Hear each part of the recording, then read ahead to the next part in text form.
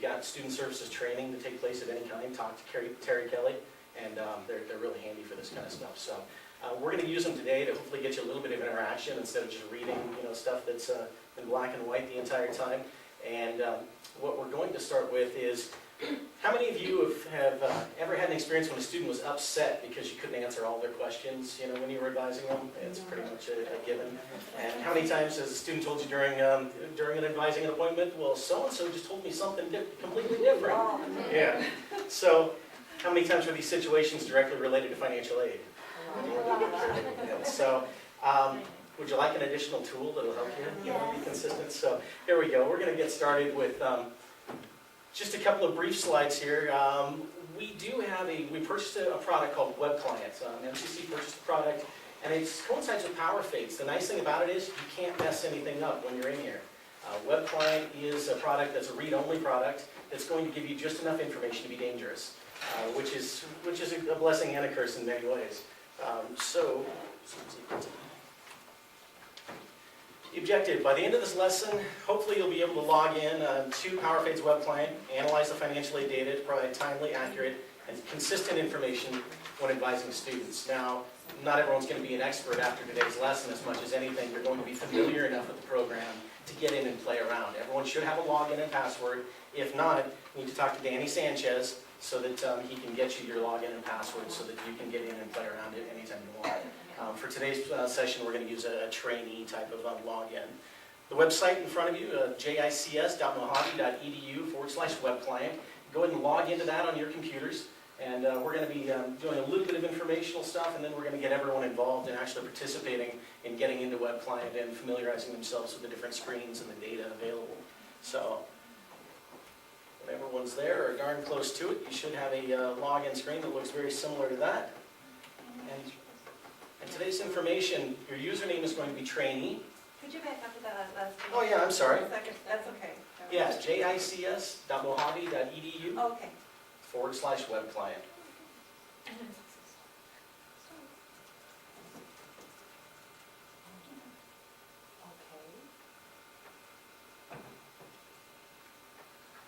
All good in the universe? Okay, good deal. Now, today's login information. Sorry, they're just really slow. Oh, yeah, sure, it's the computer problem, isn't it? I swear. Okay. Is that a dollar sign? Yes. It is a dollar sign. One on each end. And this trainee login and password will be disabled as of this afternoon, so don't rely on that beyond today's training session.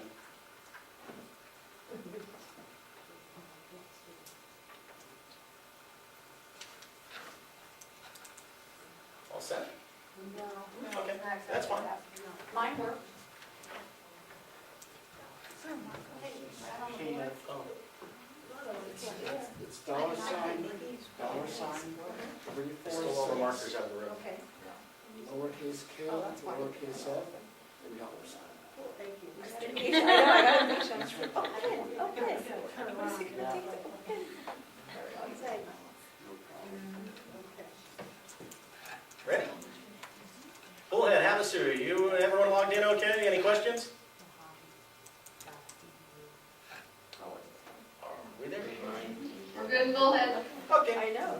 thank you. Let's move on to the fun stuff then. You'll notice as soon as you get logged in, we're going to have a couple of drop-down menus. And those are going to allow you to select the academic year that we're dealing with. For the most part, if you're dealing with a student that's standing directly in front of you and asking about their financial aid, it's going to be our current academic year. But there are situations that you're going to want to search multiple years or see if the student had aid in other years. And we can also do that from an additional drop-down screen that I'll show you in just a minute. There are 3 ways to search for students' information from this screen. You always want to leave the bottom on the tracking status blank, but you can enter the social security number, the last name of the student, or the first name along with it. Less is more in that situation. Typically you want to use last name and then sort through the results you get. There's also the alternate ID, which is the preferred method to use. That's our MCC student ID number. That not all students will have that in some situations if they haven't, if they recently completed their FAFSA and haven't done any of the admissions process yet. Obviously, they're not going to have a student ID. But all in all, we've got multiple ways to try to track them down. What we're going to do is hop in the web client itself.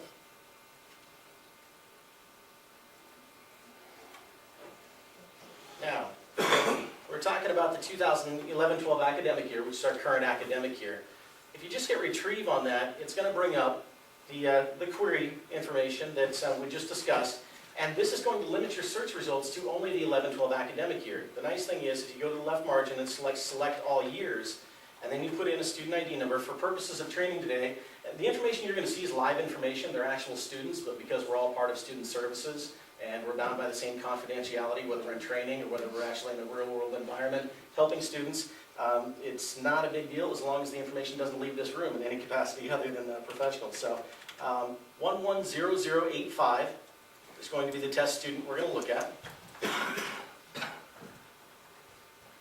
And because I went down and selected search all year, it's going to bring up every academic year that this student has submitted a FAFSA, whether they received aid during that semester or not, or during that academic year. And if you decide that's too much information, you can always go back and just select student search, and it'll just give you the academic year that you chose initially and eliminate all of the other data. So, One thing I would like to say here, because it's showing different years, okay? right, The federal government goes by the ending year as the academic year. MCC goes by the beginning year. Okay, so you're going to have to do some switching in your thinking a little bit to know that switch. And I deal with that a lot in loans, so I have to go back and forth. But so for right here, when you're looking at these multiple years, that's actually 8-9, 9-10, 10-11. actually, no, it's 11-12. You're right, it is. Yeah. I'm sorry. No, it's all good. It's all good. This must be a power phase thing. It is. It ties directly into power fades. So it's backwards just like the rest of our academic year reporting information. So, and that's where it's easier a lot of times. If you know the specific academic year you're dealing with, eliminate the search all years. It's going to prevent you from making errors in judgment when you're looking at data that may not be relevant to the current situation. And so for this, we are going to go back and just go the student search for the academic year 11-12 that we selected initially. And then you click on the last name. Got it? Okay. The very first screen that pops up is going to be the awards screen. This screen is going to be one of the most valuable in the sense that it's going to give you a kind of a snapshot of the awards available to this student for the academic year. It's also going to indicate whether or not they've been in and actually accepted these awards in NetPartner. If you see anything other than status accepted under the status column, you definitely want to direct the student to log into NetPartner and see if their award is still set to pending. It should indicate under the status column that it's either pending, accepted, or declined. Some students accidentally decline awards and don't realize and then wonder why they haven't been paid. So it's a nice, quick, and easy way to see exactly what they've got. We're also taking a look at the different types of funds available to them. This is all direct loans, Pell Grants, additional grants, scholarships, most of which you really won't need to know a lot of information about other than the Pell Grant, the direct loans subsidized, and the direct loan unsubsidized, as well as you'll see the NEFCWS. That's Federal College Work Study. There's a couple of different kinds of college work study. One you'll see with the NE designation, the other one without the NE designation. And then two of the more common ones are the LEAP and the SEOG. Those are both grants that are awarded on a first-come, first-served basis, typically based on the student's eligibility as per the information they supplied on their FAFSA. So in this case, we see that the student was awarded full Pell Grant for the academic year, $5,550, which essentially means they're allowed $2,775 per semester during this academic year. As we go to the upper right-hand corner, you'll see the drop-down menu. I'm going to work on getting a couple of other pieces of information added to this drop-down menu because we do have the ability to see students' addresses and things like that that are beneficial to see during an advising appointment because the PowerFade system registers the address that the students input when they fill out their FAFSA, whereas the information that's in GensBar is all self-reporting during the admissions process. So it's nice to compare those two and make sure we get accurate information. One of our biggest problems is in contacting students after they've left our institution to try to keep them in good standing with financial aid one way or another. And anytime that we can verify the contact information, we're a step ahead of the game.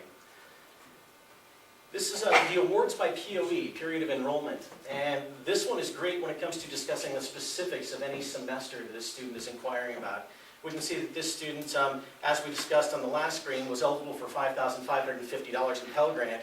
And you'll see the FPEL, which is the federal Pell Grant, dispersed in fall, or the scheduled amount to disperse was $2,775. This screen doesn't tell you whether that money was actually dispersed. It tells you what was scheduled to disperse. And we'll actually get to other screens down the road that show us exactly how we determine whether or not funds were dispersed, and if so, when. The thing to keep in mind with all of these screens as we're going through them right now, they're not in logical order. They're alphabetical order. They really mean nothing in the order that they're being presented right now, because no two students are the same. And so there's no way to set out a logical process of, okay, when you log in and a student comes in with this question, we're going to look at this first and this second and this third. You've got to kind of use a little bit of common sense when it comes to your knowledge of the educational process and financial aid and advising, and try to determine where the student is in the process and where you want to jump into this first. So we're going to run through the screens in alphabetical order, and then we'll bring up some scenarios so that we can get into student accounts and take a look and see what kind of information we can dig up. The comment screen, one of the most important screens we've got. These are comments that are input by people who have access to PowerFades directly, and these comments can relate to very minor things. A student contacted us about A, B, or C, but it's always good to document. Or they're very serious things, GPA suspension for fall of 2009. These comments will report for the entire history the student has with the institution, and so they should flow from one academic year to the next. The big thing that you want to be aware of is these comments, because they are internal comments. Anytime you relate this information to a student, do it with a grain of salt. Never let them look directly at this screen. This information really isn't for their eyes as much as if you're trying to relate a specific situation to them as to why they may be having difficulties. It's like, oh, well, I see you're a first-time borrower with a 30-day delay, or you increased your loan amount, which caused the process of certifying your loan to be delayed a little bit, because then we had to go in and adjust those amounts prior to continuing with the process. So it's good internal information, and it's really helpful in helping you piece together the overall picture of what's going on, because there's not a pat answer for every situation. When a student complains that they haven't gotten their money yet, this will tell you whether we've got an issue that we've made them aware of, that we haven't received a response back, or whether there's other factors that are dictating their... Wait a minute. Uh-huh. I want to make a comment about comments. Okay, is it going to be correct this time? Yes, it will be. There's no... Comments do roll forward into the incoming year when we bring the ICER in, okay? So if we bring an ICER in today and something happens when we check SAP at the end of spring, we go back into 11-12 and do that SAP, we do try to remember to go into the new ICER, if they have one. We have to check and see if they do, and put that comment in there also, but sometimes we miss those things. So at this time of the year, when we're bringing in 12 and 13, which we have not started doing yet, sometimes those comments get missed, and they won't be in both screens. We do try, when we're doing SAP, usually Bill will ask Gloria to stop bringing in the ICERs, so that we only have to deal with the ones who actually have them, and we're not kind of crossing over. But sometimes there will be a comment in one year that is not in the next. But most generally, they do roll forward. But that happens when the new record is set up. So once the new record's set up, it does not update. We have to do it manually. Go ahead. My question is, so whatever is in PowerFades is in WebFont, correct? Yeah. So whatever happens in PowerFades, we see in WebFont? That's correct. Yes. This Okay. is just, All right. for lack of a better term, it's kind of a dumbed-down version of PowerFades. Okay, You can get in and view the majority of things that are in PowerFades, but it gives you limited access, so you can't mess Right. anything up on the Right. back end. How does this differ as far as, I know that these would be more specific in terms of the loans, et cetera, what's awarded, but what kind of notations does financial aid department put in Notepad in GenSpark versus, To be completely honest, we're horrible about using Notepad. We rarely have ever put Okay. anything in there. So this is We where. do try to put SAP in. Staff and Transcript verbal requests. agreements and transcript requests are what we really. Okay. But all in all, that's one of those things that we probably And- have to become much Okay. better at. Those are But honestly, it the sounds local like, you know, campus it's here. people are better about it than those of us in the district office. Mhm. Bill doesn't use Notepad at all, he No. can't figure it out. And we do try to do We've had his Yeah. comments, we do try to, me and Corey try to copy them, but we Right. don't always get it done. It's just nice to know, what data Here you is go, put moment. where. Yeah, Something you're right, like it should essentially be duplicated in Notepad, I don't think it is, I mean, No, I it's know not. it's not, Yeah. especially to this degree, so it kind of gives you a separate place to look for additional Oh, I know information. that, they also, they And, have some of these that they. Yeah. During the fall. Hey, this is Terry down at Bullhead. I use Notepad all the time down here. I don't know about the other two advisors, but I use Notepad all the time for everything besides PowerPoint. Well, you should pat yourself on the back, I think you're one of the few. No, I appreciate that. No, we definitely, it's one of those things we all have to get better at doing it because the more information we have at our fingertips without running around searching for it in 10 different places, the better it is. So if you're doing it now, perfect. And I think what happened when we stopped kind of putting certain comments into Notepad was because a student had copied a comment from PowerPoint in this section, put it into Notepad, and then a student worker was reading the Notepad and it had some stuff in there that shouldn't have been told to the student per se, and the student read it word for word, and then that's when the notes for Notepad came out from Jan saying this is the criteria you follow when putting notes in Notepad.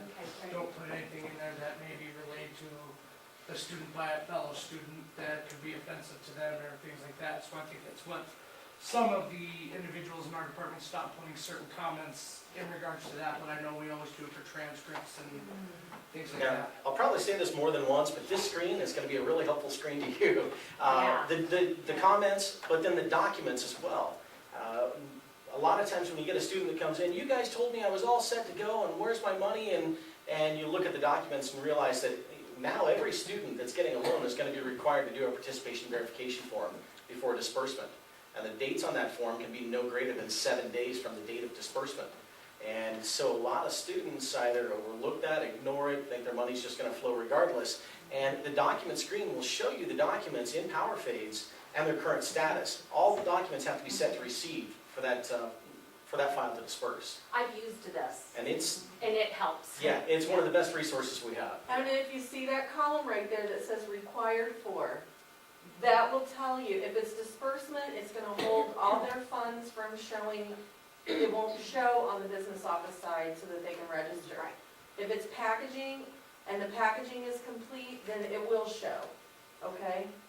So this is a good screen as far as that's concerned. And right now, we primarily use not received and received. We're going to be updating that with the whole knowledge process, the document imaging, so that some documents now show not reviewed, or they'll show approved, or they'll show. So the big key is they all have to be set to received before the money can actually flow. So, or in some cases approved, but received is the big one. The nice thing is too, it also gives you the date that it was received, or the date that the document was set on there if it hasn't been received yet. So if you've got a document set to not received, you can get a pretty good idea of how long it's been an outstanding document to the student. And I'm going to try to get you access to another screen as well, which is our communication log that shows when notification was sent to students relative to missing documents or any other sort of financial aid And communication. what communication? Yeah, so that if a student comes in and says, well, I never got that. Well, actually, yes, on November 3rd at 11 o'clock in the afternoon, we sent it to you, and then you go to your address screen, and it was sent to this address, or email address, or whatever the case may be. So some upgrades or improvements that should be coming shortly. General tab. This is going to give you, just some basic information. The biggest piece of information it's going to give you that's of any significance, if you care to look at it, is the tracking status. It's in disbursement. You'll also see at the top, directly next to the student's name and the date, DM, for disbursements made. It shows that this student's in good standing, everything's ready to go, disbursements have been made, there's nothing else holding up the file. That status at the top, the DS, will change, and the tracking status will correlate to it. ID for incomplete for disbursement, or DS for disbursement suspended, if we're waiting on additional documents. And that's when we kind of go full circle, and we go back to the documents and see what we're missing. And we go back to the comments and see what we're missing. So this screen, more than anything, gives you a good idea of where the student status is. If it shows in disbursement and no money's flowing, then we need to find out why.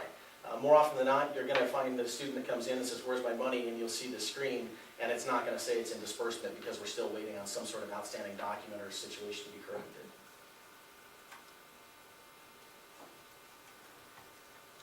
Loans has several tabs available to it, one of which is just the basic student info. And this is great information because it gives you the current address and phone number, but the address tab that I'm going to try to get you access to as well actually gives a student email address. And these days, email is one of the better forms of communication. It's quick and easy and costs less and usually a faster response. But in the meantime, you can at least look at this and verify with the student if we've got accurate information. Date of birth, phone number, that's all great stuff to have and make sure it's accurate. If it's not accurate in Jenzabar, then we can at least verify with the student that it is accurate in PowerFades and get them both updated accordingly. It also is showing the amount of direct sub-loan that's been requested and whether or not she's a first-time borrower. In this case, no, we saw on one of the previous screens, and she's attended other academic years. So, school info, this information all pulls from PowerFades still. It gives you the beginning and ending loan dates basically for the academic year. It's going to give you the student's grade level, which as a two-year institution, second year should be the only thing that we see there other than first year. Full-time versus, half-time, less than half-time. If they're less than half-time, they're not going to be loan eligible anyway. Just some basic stuff. Our cost of attendance is reiterated throughout the documents. Some of that information on there, I'm gonna be honest, I don't know where it pulls from because we don't use USA funds and Oops, sorry. Southwest Student Services isn't correct anymore because we're a direct lending school. No, I'm finding for the most part, most of the loan tabs are really not necessary. For what we're going to do from an advising standpoint, it may give you a little glimpse of, some of the basic information, the student, address and phone number. But as far as our school info, or the guarantee, or guarantor or lender errors, or messages, those items we're not going to use. The history, it's not necessary either, because it's basically used just on the financial aid end. And then status, it's going to give you it's going to tell you whether or not a loan has been certified. This is probably one of the most important screens in the entire loan tab, because students that got everything ready to go, their loans are going to disperse, they want to know why the money hasn't gone yet. Under this unique loan identifier, that is actually the certification number that we get back from the Department of Ed once the student's loan is certified and actually ready to disperse. Until we actually get that number back from the Department of Ed, we are not allowed to disperse funds of any kind. So that would be blank. We're not allowed to disperse those particular loan funds. There will be an identifier for each sub and unsub loan. Okay, but so if that hasn't been certified yet, that spot would be blank? Exactly, Okay. exactly. So, but other than that, that's going to be the most important screen of all of the loan tabs, in addition to the student info tab. But Go ahead and go back. Yeah. See where it says origination status says accepted. That means we've gotten it back from the Department of Ed. And the MPN status says accepted. That means the Department of Ed accepted the MPN. If the Department of Ed, if the student has not completed their MPN when we send the loan record to the Department of Education, it will come back as rejected in both of those spots. If the student later goes in and completes their master promissory note, but they don't say anything to us, we don't know. They have to come back and say something to us, and we have to go manually look. And we do have students that happens with.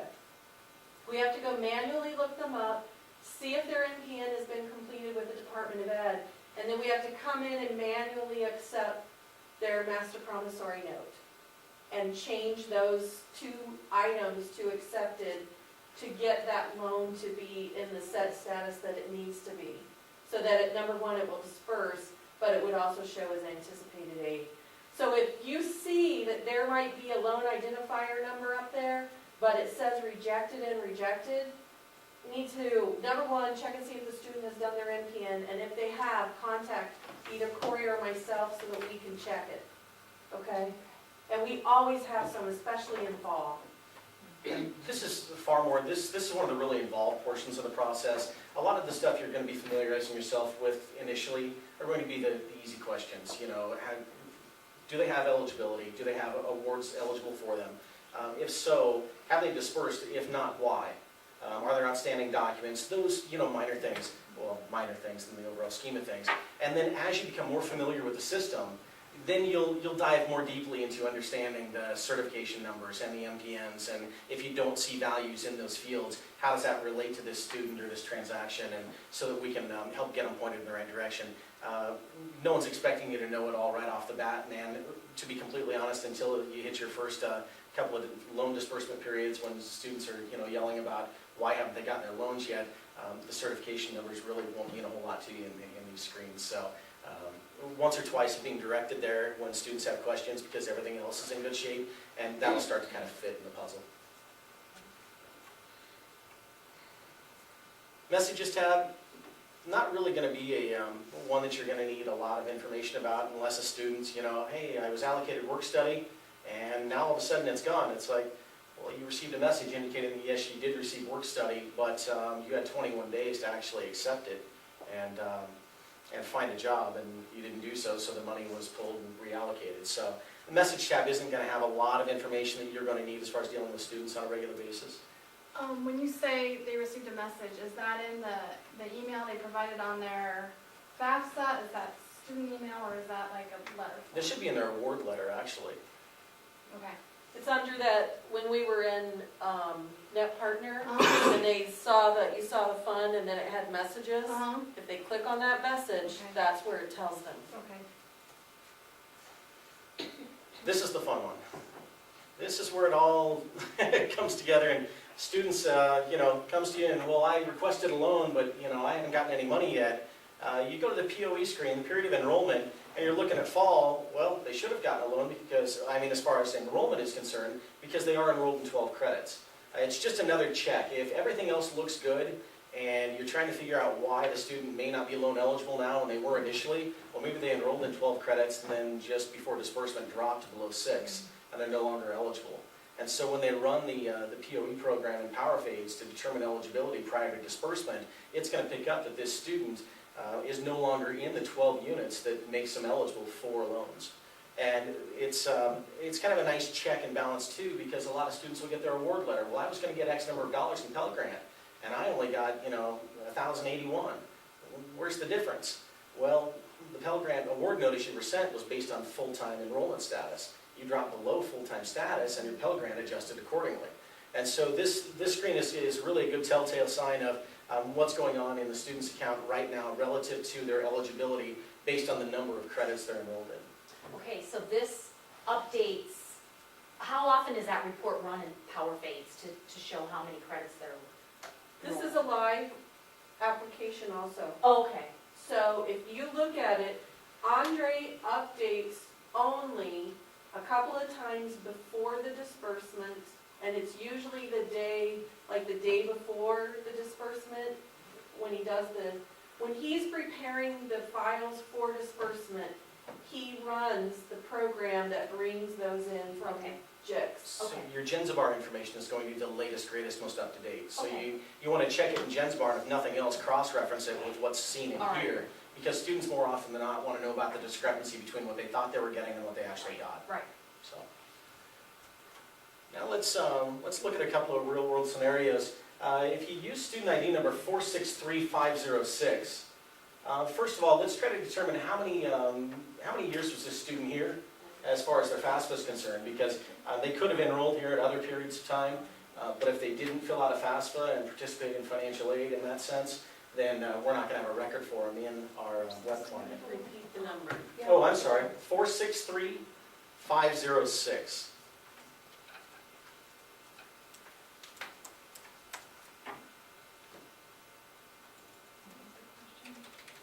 How many years do they have a FAFSA? And then once you figure out how many years they've had, look at their 2007 award year. Did they get paid any money that year? I mean, and if so, in what form?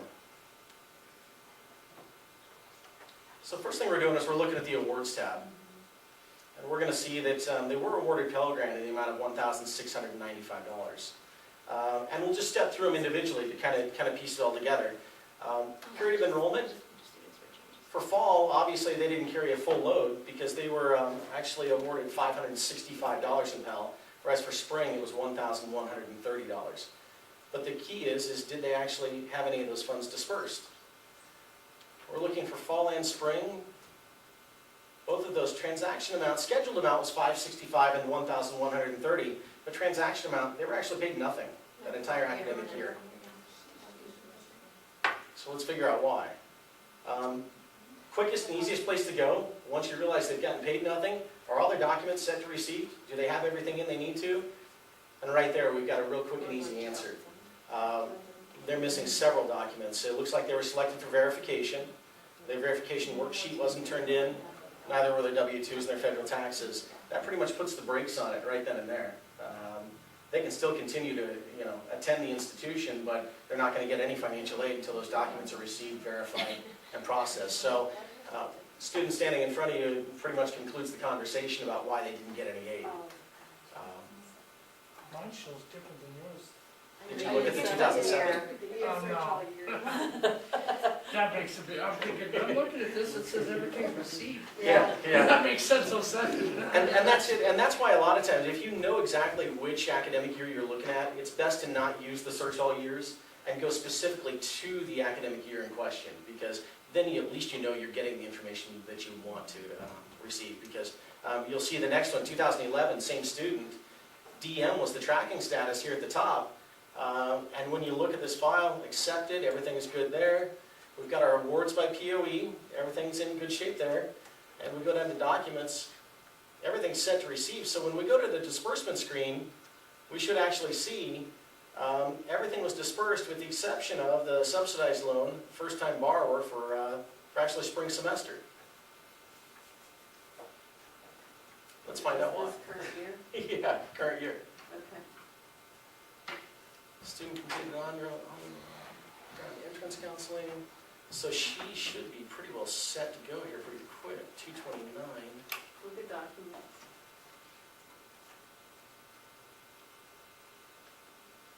Yeah, 4-4. Her participation verification form was just set to receive today, so she should be in today's disbursement.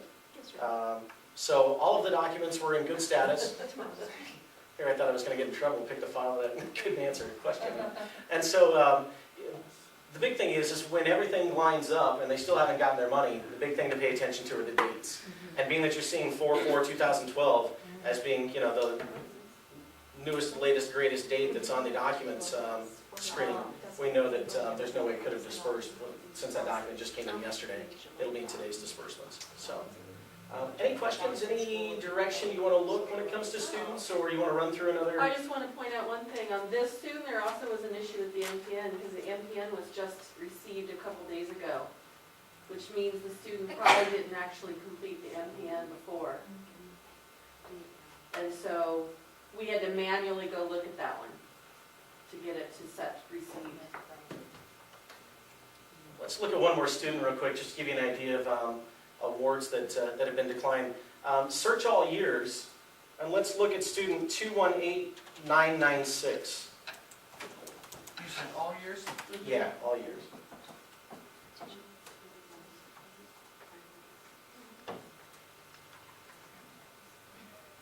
Let's look at 2010. 218. Which one, I'm sorry, it's 2009 or 2000? yeah. Let's look at the 2010. Awards are showing Pell as pending, which from the 2010 academic year, that shows us right there that something wasn't completed. She didn't go in and accept her awards in NetPartner. Awards by POE, we're still showing full Pell Grant for the spring semester.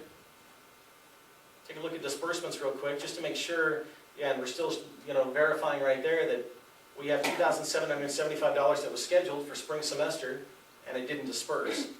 So let's go to documents real quick and take a look, and another person that didn't turn everything in for verification.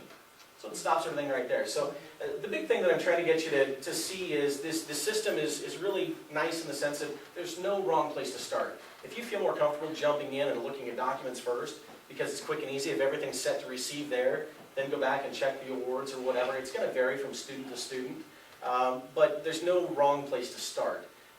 Usually if you start with a logical sequence with every student, even if it doesn't apply to their situation, then as you become more proficient with the software, you'll understand where your jumping off points may change based on, you'll learn to question the student along the way about their situation. It allows you to be more direct about how you approach the file in Web Client. But from the get-go, highly recommend, if you don't have your login and password, contact Danny Sanchez and get that. I'm going to be trying to get some additional features available so that you can play around with them, but you can't break anything in here. Get in here, play around. You hear, have a student come in your office and they leave, get in there and play around, just look them up, see what you can find on them. You overhear a problem student, stop and ask your colleague, for the student ID number, so you can get into Web Client and play around and familiarize yourself with where you might find the answers to the solution that they just, remedied. So, But they can also search by name. exactly, yeah. So if you don't have their number, you can search by name or their SO sheet in line. And Just it's- remember, PowerFace is always off social security number because that's required for the FAFSA. So that's pretty much it. The long and the short of it, nothing real fancy. It's a great program. It's very simplified compared to PowerFace, which is a blessing in a lot of ways. It doesn't give you the detail, but it gives you enough. You can get in and, unfortunately you get a little too much detail and it becomes a little more difficult to relate accurate information when you may not be involved in all aspects of the process. This gives you just enough to help inform students in a consistent manner. So we're not looking for everyone to be financial aid experts as much as we're looking to give everyone the same tools to be able to give the same answer when asked by the same student, so that we're not ending up with students that are shopping around and getting 10 different answers because they're talking to a different department in hopes they're going to learn something different. So any questions? Bullhead, Havasu? We're good here. No happens with Thanks, guys. Appreciate you participating. Thank you.